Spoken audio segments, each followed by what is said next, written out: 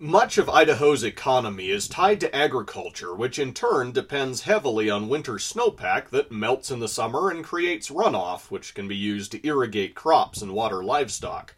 Thus, a fresh snowfall in Idaho is always cause for rejoicing. One traditional way to celebrate fresh snow is to make snow ice cream. First, collect a bowl of clean, fresh snow.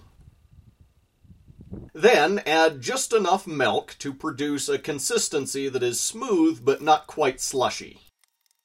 Add a few drops of vanilla. Then sweeten to taste by mixing in a little sugar.